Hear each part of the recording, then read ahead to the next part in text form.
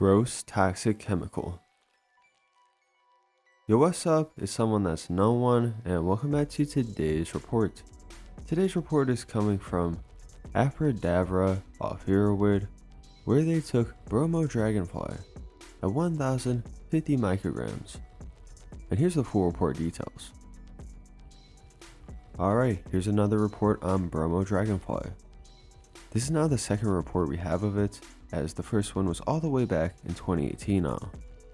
We done an explain video on this one also, where we really get into it and break down the trip and substance quite a bit.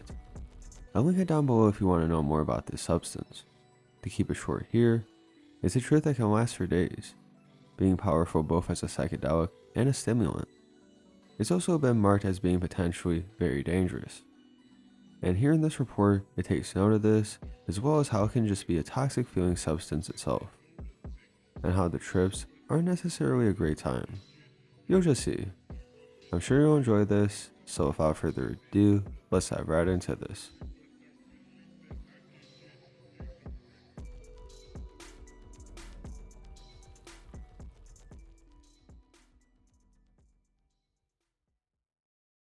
So yesterday morning at 8:22 a.m., I ingested approximately 1,050 mics of Bromo-DragonFLY.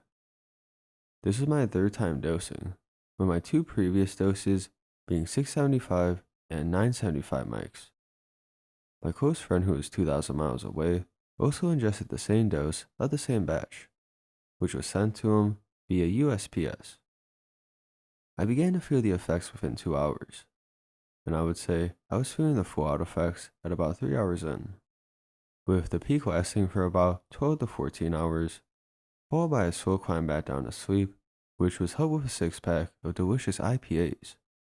This report is more of a summary of how I feel about Bromo-DragonFLY as opposed to a detailing of the effects.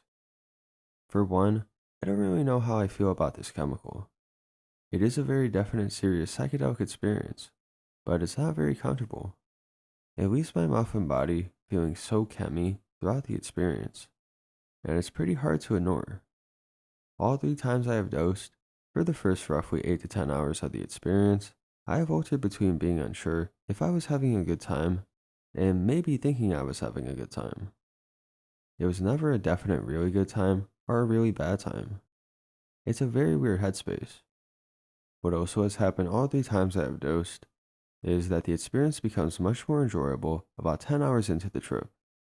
It's almost like the amphetamine aspects sort of mellow out into an almost mild MDMA/speed headspace, where there's a euphoria, not quite as pushy as a full dose of MDMA, but it's very noticeable. Everything becomes pretty funny at this point in the trip, and this has happened all 3 times, with the higher doses providing a higher euphoria. Something that first put me off on this chemical was the lack of insight or profoundness with the experience. Whenever I experience intense visuals off of other psychedelics, there's a headspace that comes along with the visuals. It's not that I'm only seeing wonderful things, but my head is altered. LSD provides feeling of connection and insight. Mushrooms provide extreme ego loss, and so forth. However, Bromo-DragonFLY will envelope my world in visuals, but my headspace is like a mild dose of speed. Like, too mild to be enjoyable, but enough to make my head spin.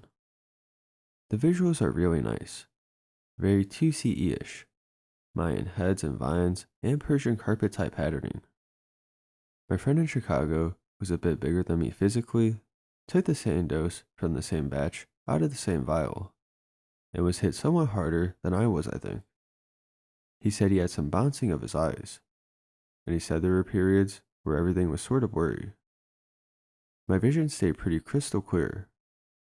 There was still some rainbow trash still floating in my vision today, after over 24 hours from dosing. 2 of the 3 times I had dosed, I had puked at about 2 hours in, and then was fine. The same thing happened with my friend. The flavor Bromo-DragonFLY leaves in your mouth could be best described as what toxic would taste like. This stuff lasts a long time.